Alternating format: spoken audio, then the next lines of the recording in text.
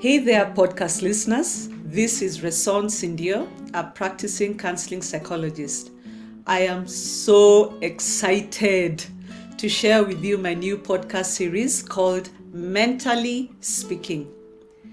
In this exciting and very interactive podcast series, I will be holding conversation with invited guests on matters to do with mental health. Now, this podcast will also allow you, as the listener, to hear great life lessons and diverse perceptions on matters regarding, again, mental health. Now, I believe there is something to be learned from everyone's life experience.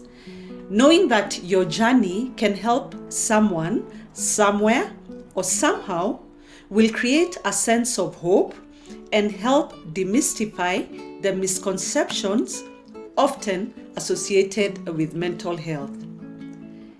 Now, my guest today, and I'm so excited, is Wairimu Sisian Nyoike. I'll give you a brief introduction and background information of Wairimu before she introduces or she says hello. So, Wairimu Sisian is an artist from Nairobi, Kenya.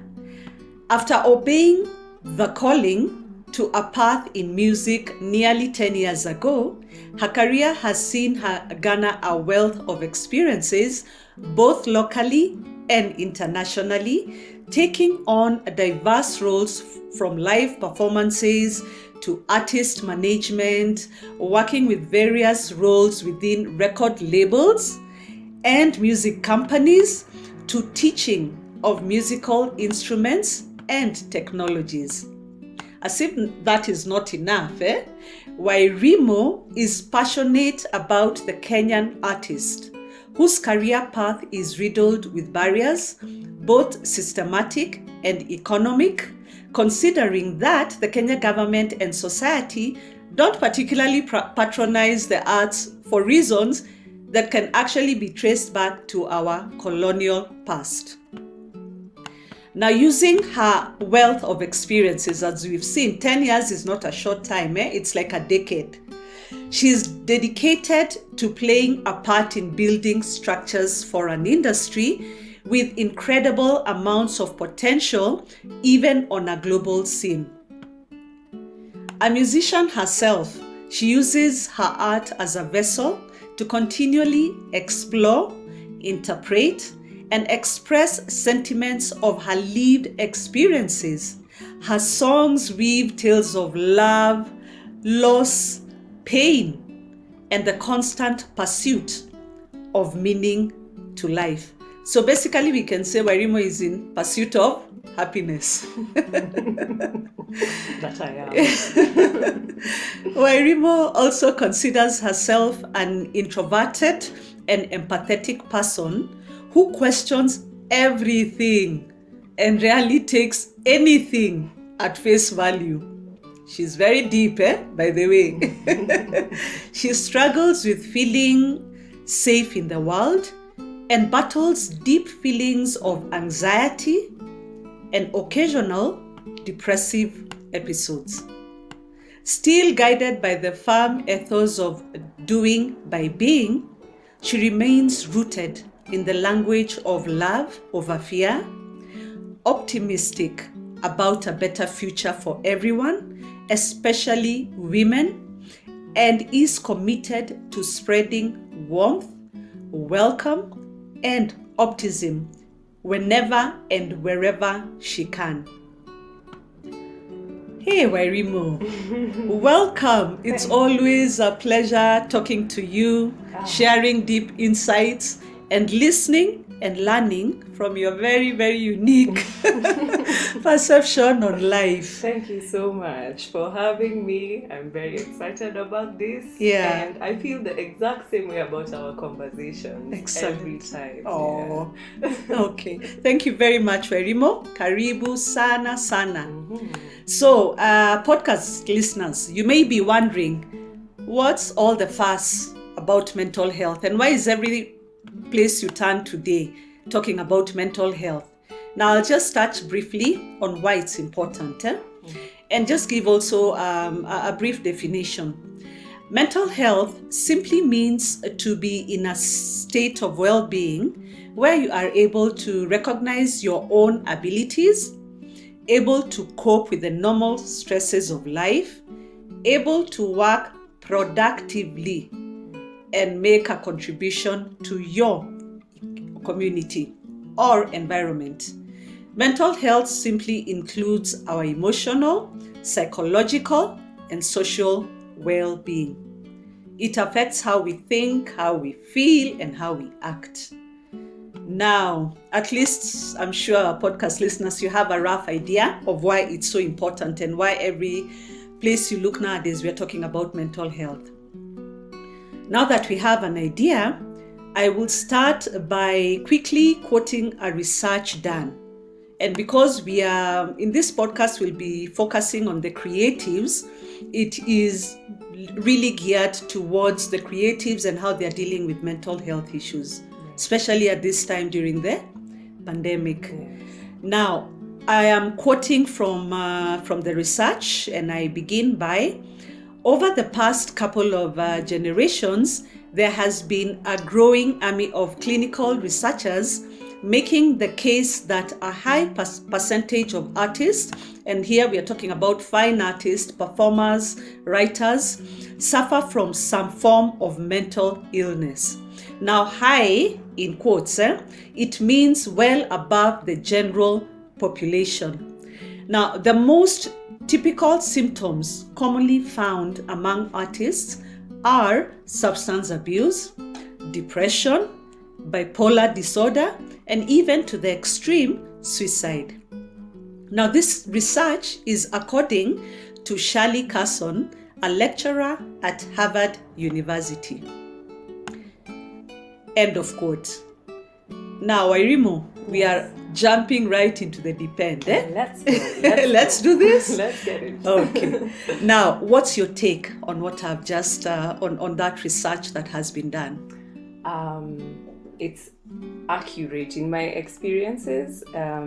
It's very, very accurate. The communities that I've been involved in, I'm in total agreement. In fact, I think I would say the percentages are even probably higher than what is documented. Yeah. The thing about creativity and being in the creative arts is you're in the business of emotion.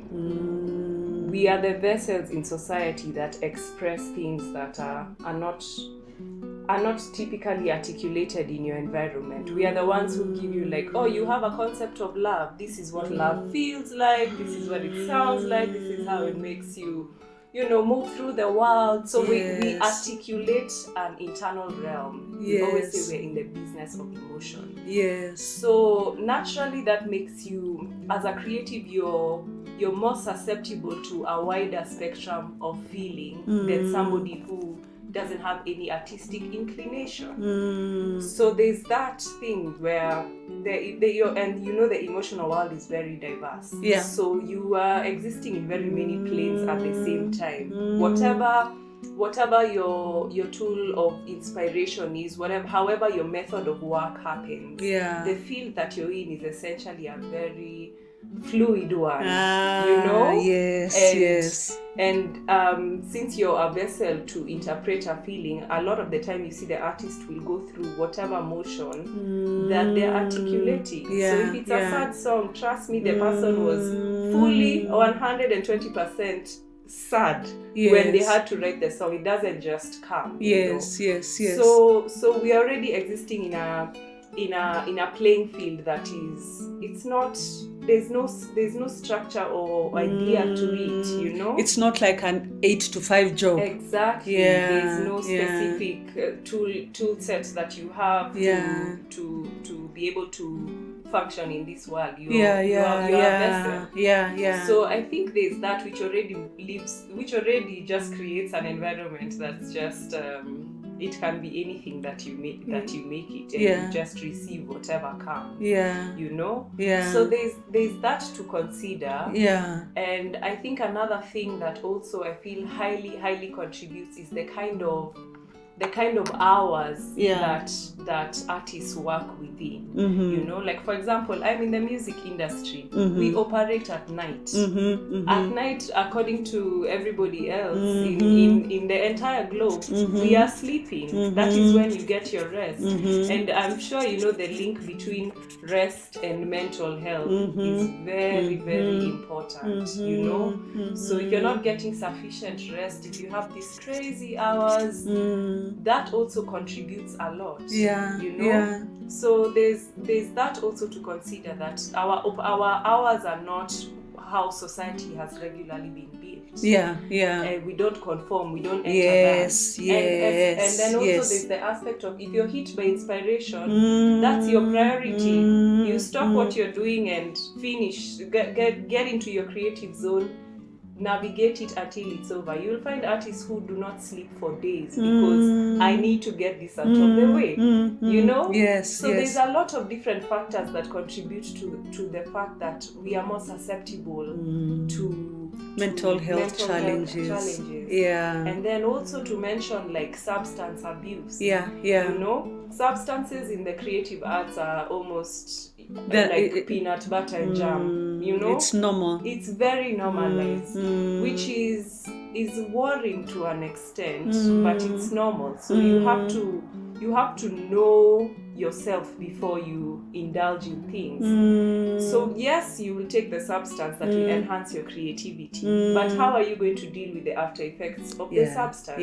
And I think there's a general, like, if people are more educated that, okay, you're going to do this, you're going to consume this, this is what you should expect. Yes. Because that is just what happens. Yeah, just like on medication, they have expect this after the side effects. The side effects. Yes. You know, you're not going to go for your COVID vaccine and think everything, but you're already aware that you're going to feel symptoms for a few days. Exactly. So I think there's a huge gap in informing people that you know, yes, the substances can for, depending on the person, enhance your creativity, make you a better or worse artist, but there's not enough education about the side effects, the consequences of altering your state of normalcy. So I think that's, and then obviously if you are creative and the substance abuse is working out for you in your field, you're not going to think about like, oh yeah, I'm going to just deal with you're not thinking about the side effect. You're thinking about how much this enhances your career, exactly, your life. And you're at a good place, and you're being productive. You're feeling alive. You're happy. Yes. You know.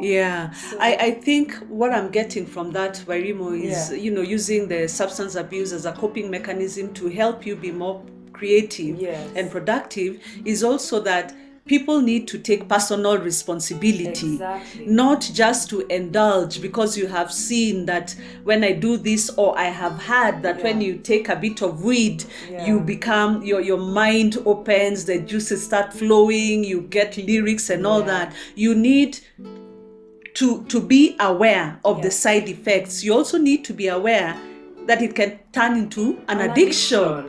Which most of the time actually does. So when you become addicted, the addiction takes over the creativity. So your focus will also change entirely. It can be very counterproductive if you're not self-aware. Okay, I've picked up two things. I like when you said that creatives are in the business of emotions, and that is what mental health is. Mental health is about your feelings, your thoughts, your emotions, and all this will eventually determine your behavior. So if those things are not in tandem, or if those things have been upset one way or another, your behavior is going to be also erratic, or you know, it's not going to be on a balance. It will be either too high or too low. Okay, thank you so much, Wairimu, and thank you so much for being candid about that. Now, I want also to find out, do you think or feel that creative people are more prone to mental health challenges or even mental illness? Definitely. I can speak from at the context of our environment. Okay. So I'm going to talk as a Kenyan artist. Okay. Now the thing with the arts here is I feel like there's still a lot of we are not regarded as a functional or a serious career. You know? I think serious is the word. Serious, Yeah. not so much functional actually, just Yeah, serious. There's yeah. a lot of misinformation Yes. about, Yeah. you know, who artists are, what we do. There's a lot of There's a bad reputation. or bad feeling about the arts. Exactly. Yeah. When yeah. essentially we are communicators of the culture. Yeah. You know. Yeah. So yeah. if that is not regarded in itself Yeah. from a level of society, from a level of government, you know, there's no. We don't have the structures in place to support the arts. Yes. You know? Yes. And tying this into like our colonial past, you know, so there's an erasure of the function of art, or what art was for our communities and our cultures, because you know, now we consume art in a very, you know, it's you consume it for your entertainment. You know? Can I also say that we consume it in a very westernized concept? In a westernized way. You know? When essentially for us, and you look into our different cultures, you look into our different, you know, tribes and traditions. Music was essentially a part of communication. It was a way to transfer information. It was a communal activity. So it was therapeutic. You know, it was part of language. So there's a clear disconnect for us as Africans, specifically as Kenyans, because I can only talk from that context, where there's already that cultural divide, and now because things were imported and the system is imported this way, and this is the entertainment value of music, and there's already a disconnect, you know, from who we are essentially. Now in comes this system, and I mean, even the places, like if you look at even our own colonizers, the regard they have in their own spaces for the arts. I mean, there's government funding, there's spaces for performance. They're you recognized. Can get, you know. I mean, I talk to people who I know all over the world, and it's like, we're all going through lockdown, but my government is giving me compensation because they know we have closed the bars, we have closed the venues, we have closed the studios, so we know our artists are not making any money. So here is money, you know. So there's a regard for the arts that is completely non-existent in this country. So I think there's and that now as a result, this kind of society breeds I don't know, the parents or the people who are not going to look at the career as something viable because they have not seen it. So a lot of artists you'll meet, either it's a struggle with their family or the people who have brought them up or who support them. It's been a struggle to justify who you are because it's not visible. You know? I hear you. So I hear you. I think from our perspective, there's a lot of struggle because you know it's essentially a struggle against yourself and a struggle within, like, finding your identity. So the struggle is internal and it's also external. Okay. Because there's a divide in communication and understanding. You know, so if people didn't know that the arts are a career and you know you can be a full-time musician. Even me personally, some of my relatives, I told them I wanted to do music 10 years ago, and I was asked, but you're smart, did you fail high school? You know? So there's just a general notion that we are losers, the people who cannot function in regular society. We have issues. You're taking, just go read your medicine and then you can go and sing. Exactly. This, so, which I would imagine would be very difficult for you as somebody who's very passionate about music to be dismissed and to be told or shown that this is not acceptable. And I'm wondering, how do you deal with that, or how did you deal with that? Because here you are 10 years later and you stuck to your guns. Entirely. Yeah, how did you maneuver your way during that period, or how do you still maneuver your way? I think for me, I would say at first, like choosing the path and just being dedicated and knowing that there's nothing else I want to do with my life. And I felt like at the point I was also in a situation in my education that I was just, it was the fact that I had no creative outlet was affecting my mental health at that point. I was struggling with myself, and I was like, why do I feel like all the effort I'm putting into life and to school is just wrong? It's misplaced energy. So I think for me it was a bit of a struggle because I had to really, really convince my parents. I had to, it reached a point. My mom always reminds me to this point, like, I knew this was not for you the day you came and broke down. Like I was tired of rationalizing, justifying, asking. I just came, I was like, I need to do this. I want to do my music. And I think for me, I would say I'm particularly lucky because my parents are open-minded. So they let me. They let me. It took a bit of rebellion and conflict, but I think they essentially understood that, like, let her spread her wings in her own way. Yes. So for me, I think I had that. I fought for the support. Would you say you are resilient? I was resilient. Yeah. And I like the way you've said that it took a toll on your mental health because you were not able to be productive in your academics, in school, at home, and even in your social circle. And that is exactly what mental health is about. It's about being able, as we said in the beginning, to be able to cope with normal life stressors, able to work productively, and able to make a contribution to your community. So all those things were lacking at that particular time. I really felt like they were. I was going through an internal questioning, you know. Your dysfunction, I can't socialize, I feel like I can't articulate myself, which can be very frustrating. It can be very frustrating. So I think, wow. Lost my trail of the dark days. So, well, I get it, and I can see clearly that you made a conscious decision to battle through that period, to try and find your way.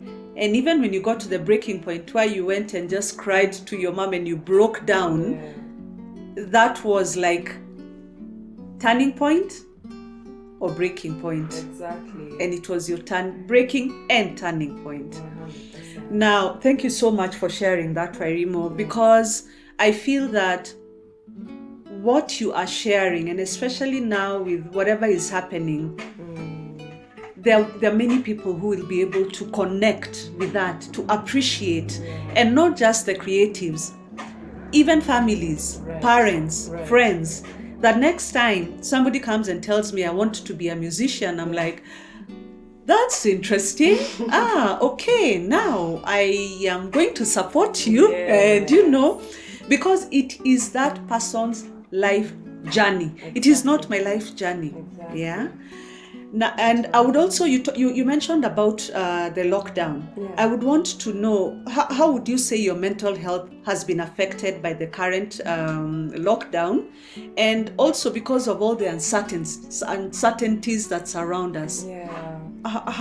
Where are you?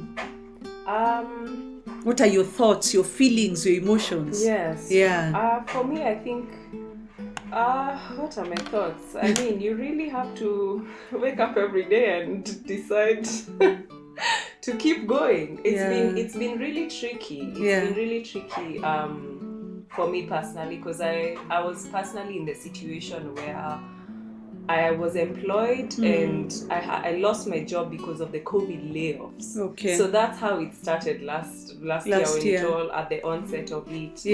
And I feel like within the arts, our workplace is people. You're playing a concert that is a group of people. Yeah.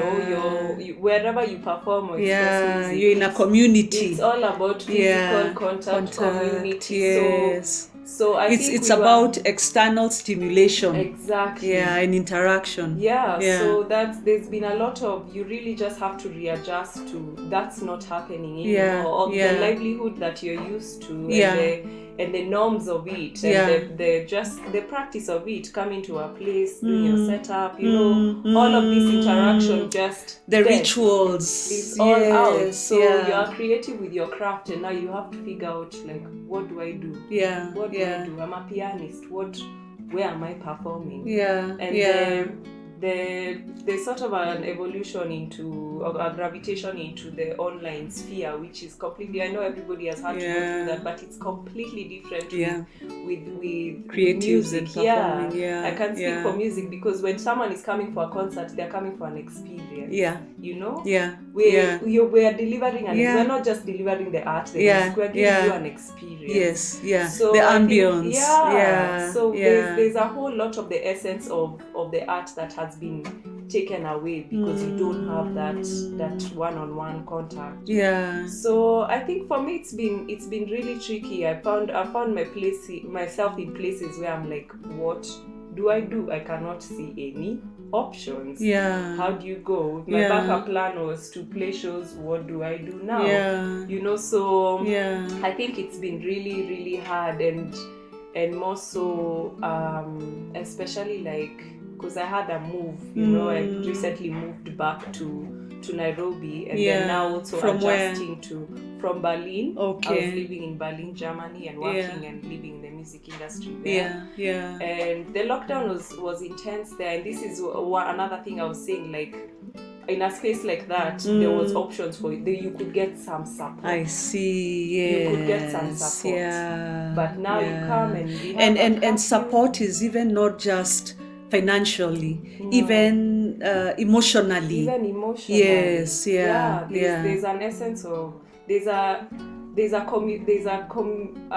respect of the music community, and there's structures in place to make sure you're being checked in. You can sit in on a call, and we have things like there are unions, there are little organizations where you have a sort of support system. Outside of your individual art. Exactly.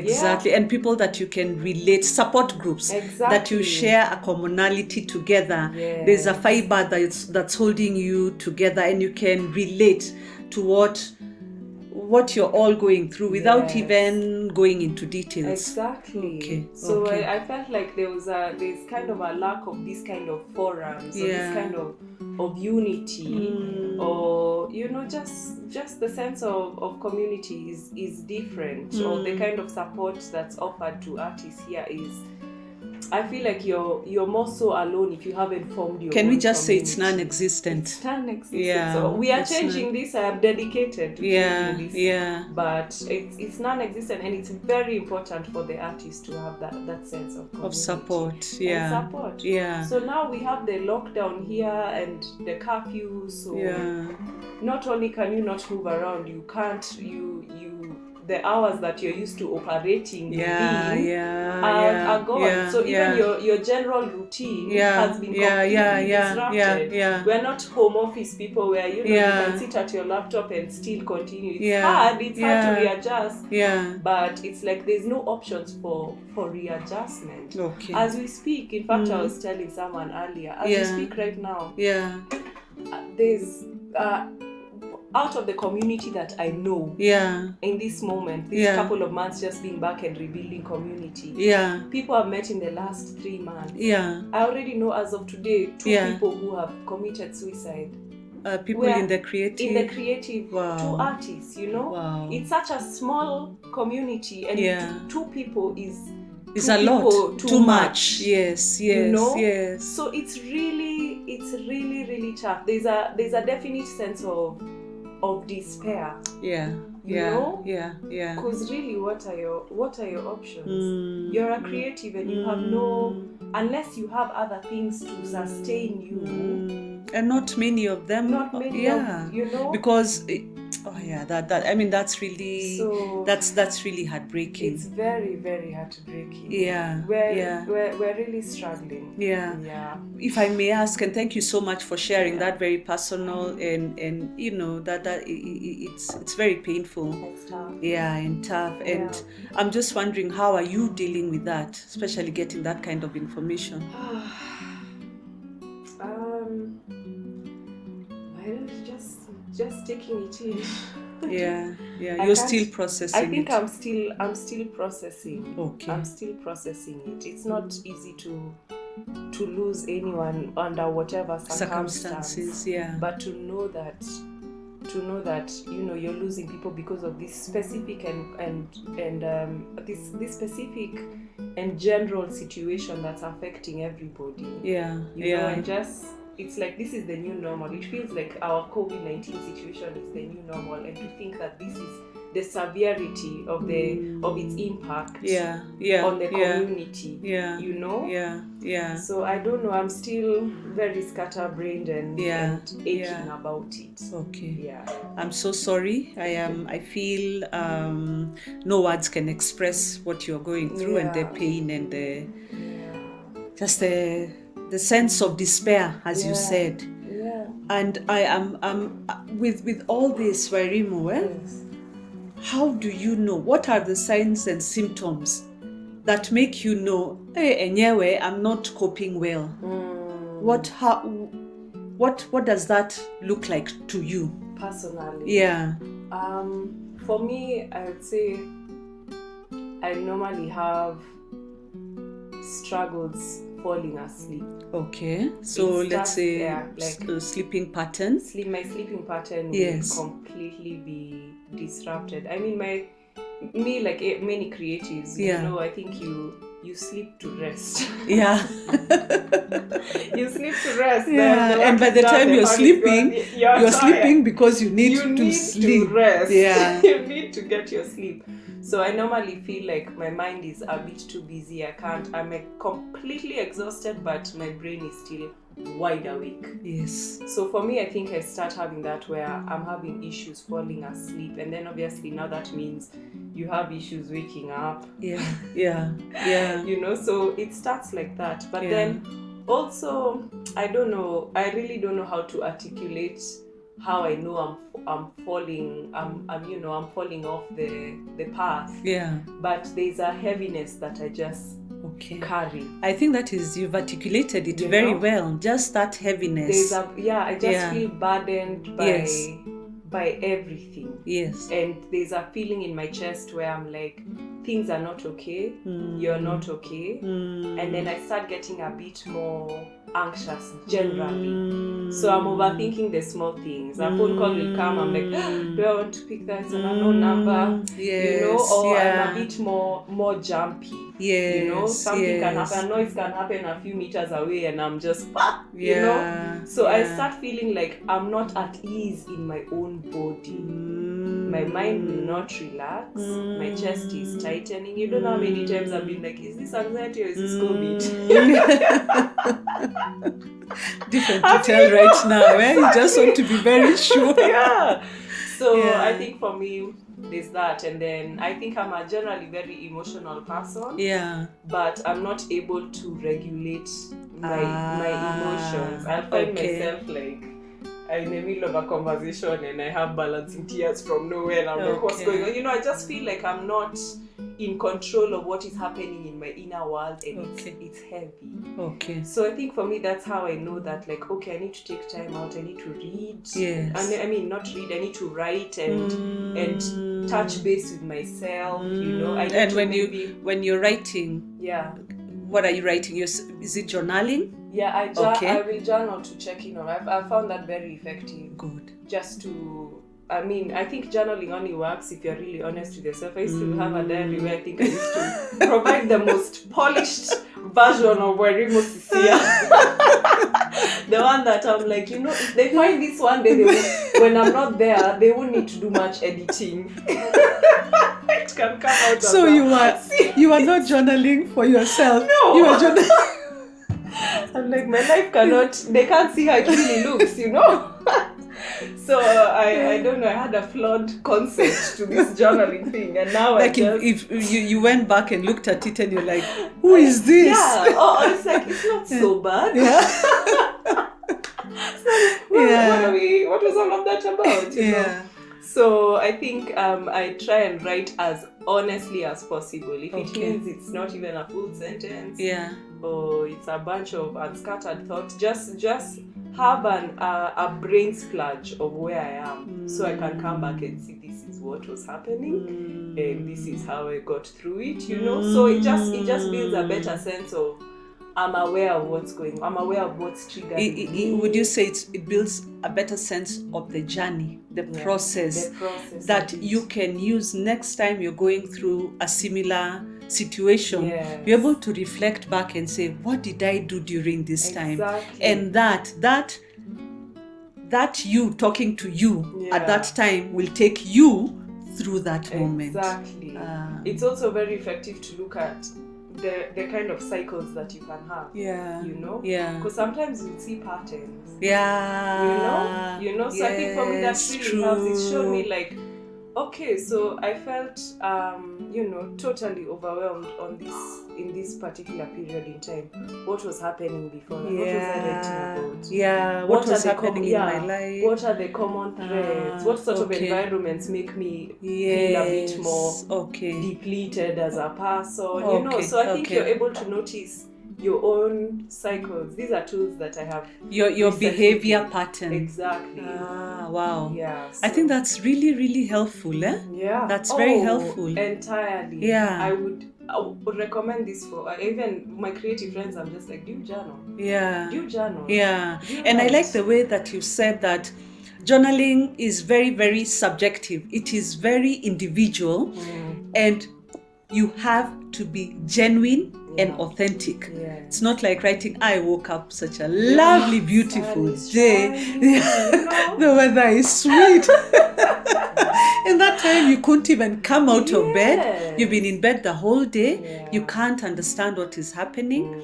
So thank you so much for sharing those tips, Wairimu. And I like how you first identified sleep pattern is totally disrupted. You identified a heaviness on your chest, just feeling like you can't breathe.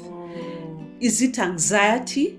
Is it stress? What is happening? You identified that your emotions are all over the place. That you can be talking and suddenly you have balancing tears. Or you can be laughing with somebody and the next time you don't even want to see them. You identified overthinking, over rationalization of everything that is happening. A phone call can carry 100 meaning. You know, from nowhere. So thank you for sharing that, because it's helpful for the listeners to know that maybe they can identify maybe with 2 or 3 of what you've said, and they'll think, okay, maybe, and that's exactly what I've been feeling. And now because you have mentioned those Wairimu, I'm wondering, when you identify that, what coping mechanisms do you use? And you can talk about the positive and the negative, because coping mechanisms can be both. I think, okay, so I'll start with the negatives.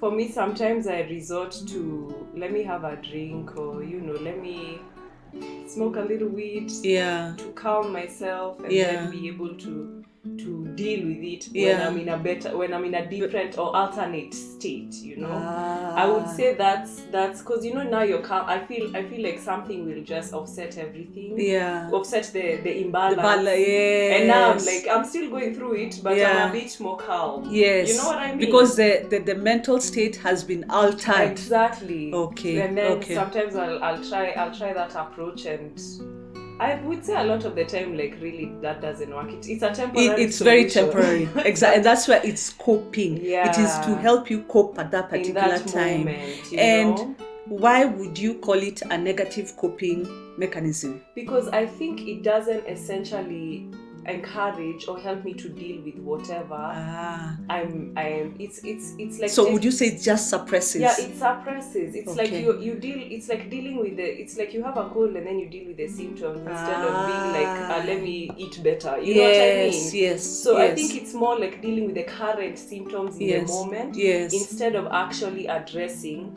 why am I here The deeper in the issues. first place. Okay. So I think for me that's how I distract myself. You know, okay. or it's a coping mechanism because it makes it temporarily better. Then maybe I'll have a few hours of calmness. Yeah, you know? yeah. I feel good. Yeah. I feel good. Maybe I can think about this from a different angle. Yes. Whatnot. Yeah. But I will say a lot of the time, I think it serves personally. Yeah. It serves more as a distraction than anything. Okay. Yeah. But I don't know. Positive coping. That's what I do. Positive coping mechanisms. What I'm realizing now is I reach out. It's important to reach out. Okay. You know, because you know the thing when you're going through the thick of it is like you can feel like you're so isolated. Yeah. You know? Yeah. So now what I try and do, and I think it's very effective, is just like, okay, I'm in a slump. Okay, I don't want to leave the house. It's been 2 days, 3 days. I'm like, all right, call a friend. Call, you know, like who wants to be a millionaire? Dial a friend now. They'll just have the answers. So I try and reach out to I just think like community is there. So who can I talk to who will you know give me pointers here, or you know, someone can be like, oh, this is what you're going through, come, let's go for a walk. I reach out to community to withdraw myself from a situation, to remove yourself. Sometimes you can't cope by yourself. I think a lot of the time, and there's you know, you can always think that you're the only one who goes through things in this moment. Another thing I really used to feel a lot, and I used to isolate myself even more. It's just that I'm going to be a burden. You know, me, I have my burdens, and I'm dealing with them. Now I don't go and take them to someone else who probably has their own burdens. So you feel like you're burdening someone. I see. Okay. And so you didn't want to be a burden. You didn't want to be somebody else's responsibility emotionally. Not at all. Not at all. Okay. So I'll reach out to community if I can, and when I can, I will. I really, really recommend therapy. In fact, I really love the fact that we are doing this. Thank you again. Yes. I recommend therapy if you can get it. Yes. Because then now you're given tools. You know, you're given tools to deal with this particular thing. Yes. Or you're given the space to express it and dig into perspectives of it that I think if you were sitting and festering in it by yourself, you would never see. Yeah. So just speaking to a professional, you know, which I think honestly is it's a privilege, because it's not everybody can access or can afford therapy. True. That's why this is I was telling a friend about this podcast yesterday, and we were like, these are the true essential services of a time like this. These are the real essential services. It's so true. It's so true. So I think those are my coping. Another thing I do is move my body, workout, exercise. Exercise. Sometimes I feel myself going to a slump and I'm like, tembea, I'll go for a walk for 1 hour or skip. Yes. Because I think now to get adrenaline. Exactly. Yeah. Okay. So, wow. I mean, thank you so much for sharing your coping mechanisms, and also for being so honest, because we said this is an honest and candid conversation. We've a lot of trouble. We've identified the positives and the negatives. We've identified the one you first shared with was, let's say, smoking and drinking, and you've quickly realized that they're very temporary. It's just for those few maybe hours, and then you're back to reality with a bang, and the problem is still there. The issue, the challenge, maybe 10 times more. Plus a hangover.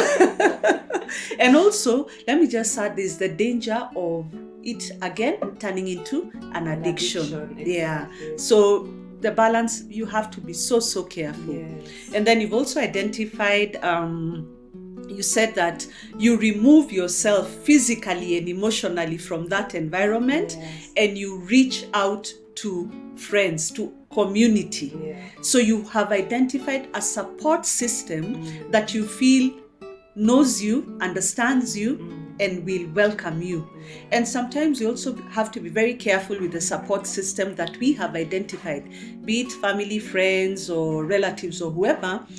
It's good for you that you know that you feel safe, Yes. you feel secure in sharing, you allow yourself to be vulnerable, and you know that confidentiality will be maintained by whoever you're sharing with. Exactly. Again, it will depend on the level of sharing. Yes. Sometimes we just want to talk. Yeah. We don't even want advice. You don't even want to talk about it. No, you don't even want to talk about Yeah. it. Not even that issue. Yes. You just want to reach out. Yes. Yeah. And then you've also talked about therapy, which again, as you said, people who are able to access it are privileged, because not everybody Yeah. is able to access it or to afford it. So if one is able to do it, and let me just be very empathetic, Emphasize. yes, Yeah. let me emphasize here, professional therapy, professional counseling psychologist. Right. It is very important, because again, this is actually where you'll find the safe space, you'll feel secure, you'll feel vulnerable, and it's a non-judgmental place. Sometimes with friends and family, we can be judged, we can be given advice, and if you don't follow that advice, shauri yako nilikwambia ufanye hivi, and you didn't. We tried. So therapy situation and environment and sessions will actually take it to the next level. I like the way you use the word tools. Yes. Yeah, you'll be given tools and skills that will carry you not just for that particular challenge, but for your future throughout. And then you also mentioned working out. Yeah, so we've identified 4 ways in which you can deal with your mental health. Thank you so much, Wairimo.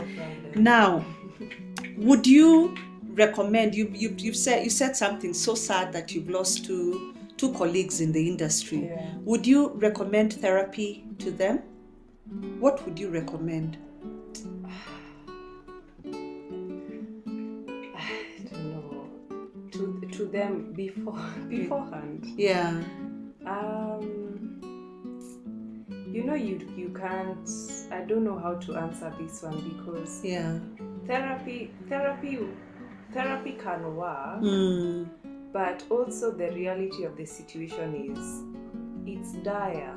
Yeah. It's dire. So I think therapy can be effective in helping you navigate what you're going through at the moment. But if your economic situation or your lived reality is not about dealing with your internal world, it's about the effects of what's happening in the world and how this is affecting you. You know, it's more about the external situation. Exactly. Sometimes even hand to mouth. Yeah, exactly. Yeah. So I think therapy, I would have recommended therapy. I do recommend therapy or talking. Yeah.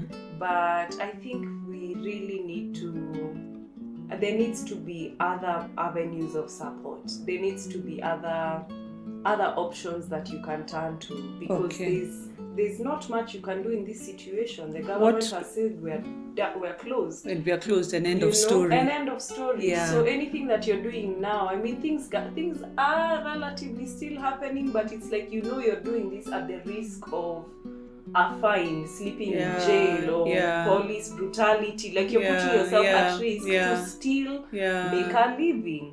So the therapy is great, but social security would be greater. Yeah, which I'm wondering, what other avenues or support systems can you think of that would help as an immediate remedy?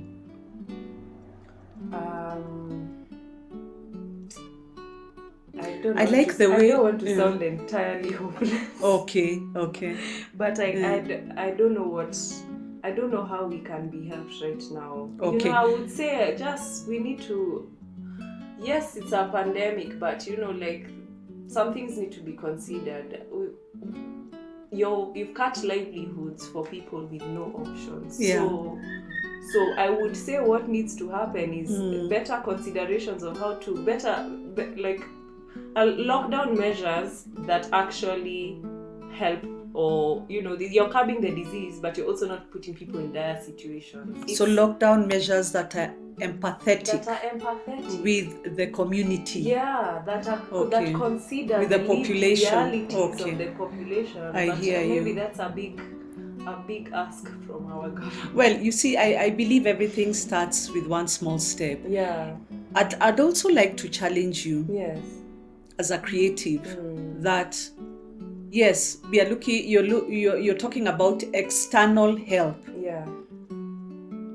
As the creative circle, how can you be there for each other immediately? That you hear, you call a friend, hey, Wairimu is not doing very well. I talked to her on Tuesday.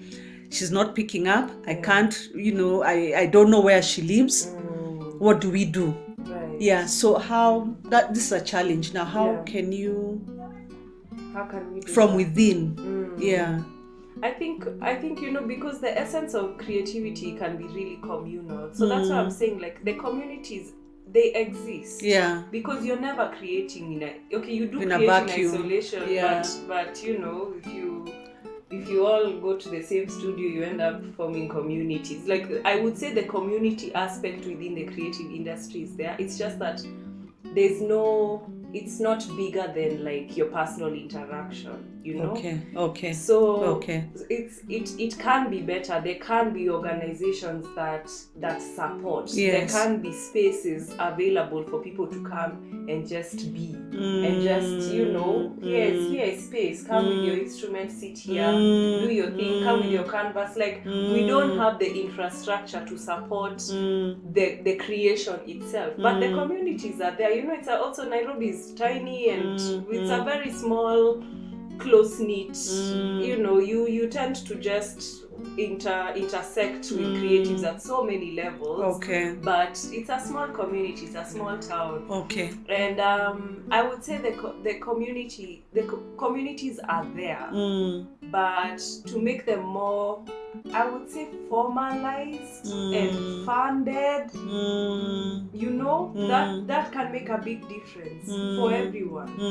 And at this point, I would just say, like, within your creative circles, or even if you know any creatives, just check on your creative friends. Yeah. Just drop them a line. Yeah. Send them 100 bob M-Pesa. Yeah. Do something. Yeah. Reach out. Connect. Yeah. In whatever way you can. In whatever way you can. Even have Zoom meetings. Exactly. Even Zoom sessions. Right. Sing together. Laugh together. Cry together. Yes. Yeah. So more like unionized kind of activity. You have someone over have your friends over for lunch. Social distance.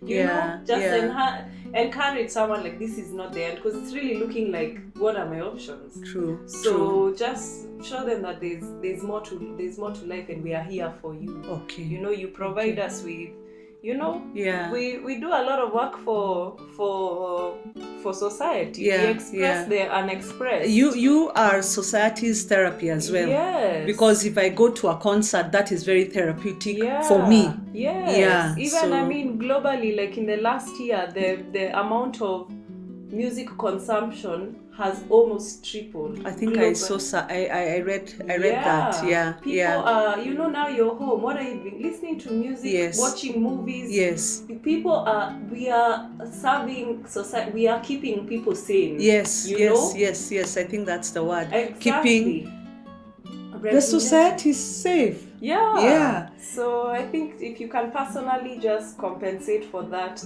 now more than ever, it will mean a lot.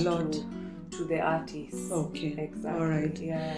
Now, as we finish, Wairimu, I want you being a creative person involved in the music industry, as we've identified, what words of encouragement would you like to share with your peers these famous words by Wairimu Sisian Nyoike. Spotlight.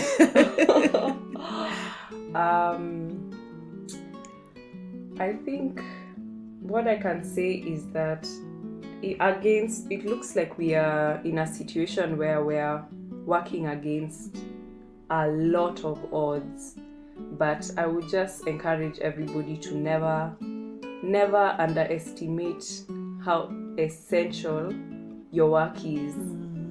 Even if it's not making any sense, even if you can't see the fruits now, there is not a second where you should second guess the purpose of your art or the reason being. you're a creative. You know? It's a hard situation, it's drastic, but this is I would just say, like, let's not make any permanent decisions or choices of this temporary situation. It can be hard to be optimistic, but then, you know, you hear of artists who the next 10 years in their career is when their first song blew up, and now, you know, so you just don't know when your art is going to resonate and is going to perform its function, even if it's not clear now, you know. So may I just tell artists to we keep our heads up and we just keep creating the art, especially now. I mean, there are positives. To be fair, there's a lot of time to create now. Like, to be very fair, the flip side of all of this is that whether you're engaged in, you know, whether you're an artist with a 9-to-5 and you are doing art on the side, now it's like, okay, there's all this space for creativity and time. You know, time. So I really like the way, you know, you when you started giving your words of wisdom, you were in a place where you were very somber, but now you've just picked up and said, let us be also cognizant of that we can look at this in a positive way. Let us utilize the time, the space, that pent up energy. It can be translated. You know, we are the communicators of what our societies and our communities are going through. And this is tough, but it's fodder. It's a lot of fodder if you choose to make it fodder. Excellent. So, excellent. As you said, you are in the business of emotions. So thank you so much, Wairimu. You're welcome. It's been so real. Maybe too real. And that is what I've always admired about you. Thank you. I just want to conclude by saying this. It is important to say that artists and industry leaders are actually coming together far and wide to share their stories about mental health and to raise awareness, just as Wairimu has shared her very personal story. So it's important to take care of your mind, your mental health. But sometimes it can be difficult to know where to turn. And that is why we are offering a platform to artists from whatever background, wherever they are, to share their experiences in the hope that their story, like Wairimu's, will bring hope to others going through the same mental health challenges. And nothing said is ever in vain. So as we conclude, I challenge you, dear podcast listeners, to make your mental health a priority. Just as you strive to look your best on the outside, ensure that you feel your best on the inside. Make this a personal undertaking and be accountable to your mental health. Nobody else has got control over that except you. Also remember, you can have poor mental health without having a mental illness. But the more your mental health worsens, the higher the risk of developing a mental illness that can be lasting. I am Reson Sindio, a counseling psychologist, and you've been listening to my podcast, Mentally Speaking Conversations. You can find me on the Anchor platform under